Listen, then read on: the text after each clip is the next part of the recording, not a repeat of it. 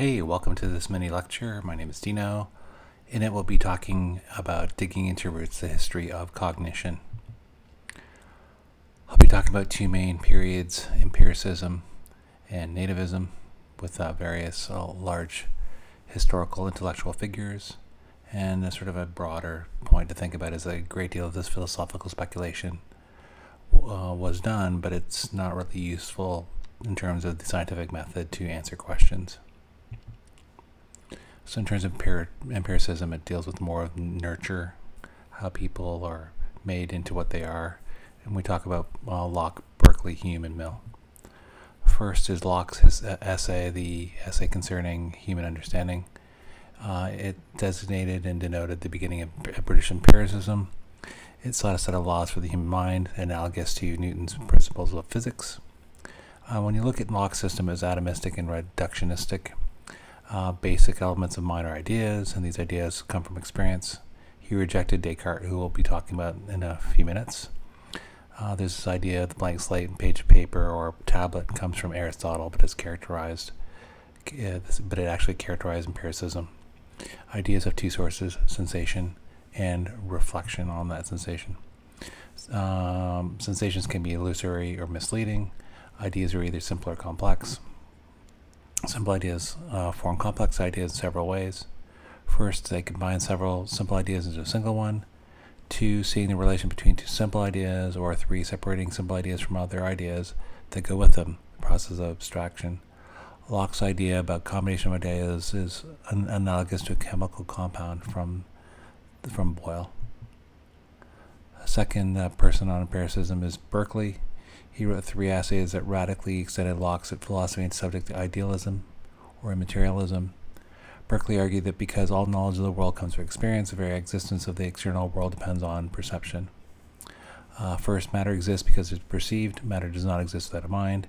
And two, permanence of the world is proof of God's existence. A lot of this is based in people's religious faith. Three, David Hume. He studied pneumatic philosophy, which was a name for the science of mental life at the time. People are part of nature, according to Hume, so they should be studied using the same methods as studying nature. Hume differentiated between impressions and ideas. When impressions and ideas occur together, they become associated with each other. And he came up with three kinds of associations: resemblance, something looking like something else; contiguity in time or space; and cause and effect relationships, which are obviously still important today. Now going to nativism or nature with Descartes and Kant. Descartes talked about the ideas and passions. He had two major classes of ideas that exist in the mind: innate ideas, those that are inborn, such as time, space, motion, or God, and derived ideas, and they arise from experience and based on memories of past events that we may have experienced. Passions arise from the body and cause actions, 6 primary passions: wonder, love, hate, desire, joy, and sadness. And other passions people have are a mixture of these 6 passions. Kant was a leading German epistemologist. He was a subjectivist, nativist, rationalist successor to Descartes, so they're related. He wrote the well-received and iconic A Critique of Pure Reason. Empiricists forgot to ask how experience is possible. Certain intuitions or categories of understanding are inborn in frame or experience. This knowledge is a priority, like we had it beforehand, whereas experiential knowledge is a posteriori, known afterwards. He came up with 3 categories of mind: cognition, affection, and cognation. Obviously, cognition is still done today, and people, obviously still think about affection. Kant had a specific view of a priori knowledge, concepts of time and space. Other intuitions includes cause and effect, reciprocity, reality, existence, and necessity. There are also higher faculties of reasoning or understanding, judgment, and reason. Kant believed that true science must begin with concepts established a priori by reason alone and deal with observable objects that can be located in time and space.